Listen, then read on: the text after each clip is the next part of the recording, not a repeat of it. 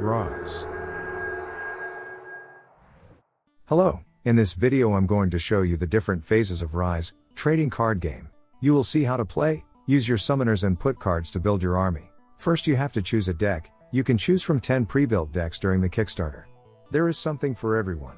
As you can see, there are defined zones to help you place the cards. I choose for this example the Undead Army deck whose theme is Tribal Undead. I first place the 2 summoners. They are mandatory to toss a game. Then you have to place the library, which is composed of 50 cards in order to draw each turn.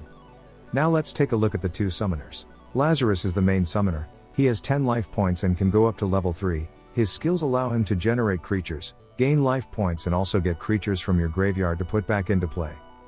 Atlas is a summoner who also has 10 life points and can also go up to level 3. His skills allow you to make a creature indestructible, to manage small creatures, or to put more cards and make your opponents discard.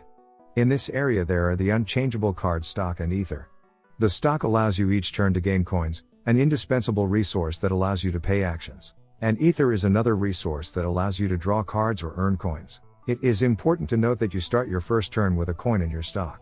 These counters indicate your life points, as well as the current level of your summoners. Knowing that your summoners start level 1. On this side we have our library composed of 50 cards, then the graveyard where the destroyed cards are found, and finally the exclusion zone. In the middle, the battlefield where your creatures, doors, and incantations go. Well, on the very first turn we start with the restoration phase. You get a coin and draw 6 cards.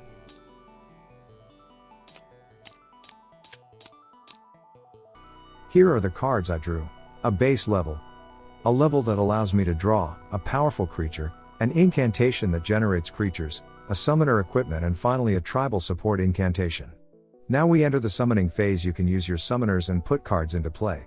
Before summoning, it is advisable at each of your turns to make evolve one of your summoner by giving him a level. The installation of levels is limited to 1 during your turn. I give a level to Lazarus. He is now level 2 and the basic effect of this level allows to draw a card. A new incantation completes the hand. Now I'm going to summon a card. To do this I need to tilt a summoner, which allows me to make a number of abilities that equals its level. In this case I spend an ability to summon the Skeleton King. Just put it on the battlefield and this creature will be able to attack during your next turn. There is a summoning sickness. Then I use Lazarus's abilities. Once tilted you have to use all his abilities, otherwise they will be lost at the end of your turn. The first one is a summon. The Dark Temple comes into play. You can place it on your battlefield. An incantation stays in play until it is destroyed. The arrival in play of the Dark Temple causes an effect. You must choose a rank infinite creature type, and the temple will generate 1 at the beginning of each of your turns. In our situation the skeleton type seems an obvious choice. So a skeleton is generated and enters your battlefield. This skeleton gains a bonus charge from the Skeleton King already in play. Finally, to use the last available ability on this summoner, Lazarus makes his first skill and generates another skeleton. This skeleton also gains the King Skeleton's bonus. Now, summoners have no more abilities, and creatures with summoning sickness, you can hand over to an opponent. Let's play one more turn. Let's start with the awakening phase. All cards are put back straight and ready to be played again. Summoners regain their abilities. Then we go to the restoration phase. The stock gains a coin. In this case I can draw 2 cards.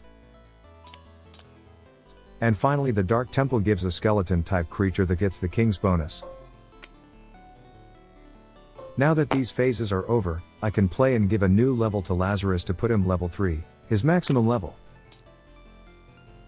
The last cards drawn are a creature that can take the form of another and an imminent card that generates 5 skeletons. Imminent cards are destroyed at the end of the turn they are summoned. So I use Atlas to summon the creature. It takes the form of a skeleton creature. A new Skeleton King arrives on the battlefield. From this point on, all other skeletons in play gain another extra bonus. Atlas can do nothing more. Lazarus is tilted so that he can use his abilities, and firstly, he summons an incantation called Army of the Dead which generates a skeleton when a summoner takes damage.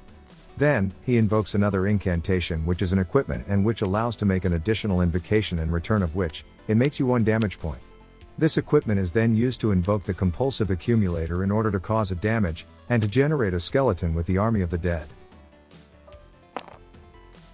Finally there is an ability that allows Lazarus to summon the Holy Skull. When this imminent card is played, 5 skeleton creatures of infinite rank arrive on your battlefield. Of course they gain all the bonuses of Skeleton Kings. Now I'm going to do the action on the Holy Skull card. For that you have to pay the cost of the action, 1 coin in this case, then toss a coin, and apply the result. If you don't have a coin, you can roll even or odd with a die. In our case even is a success and odd a failure. Success. All my skeleton army can directly attack and kill the opponent summoners. Well done.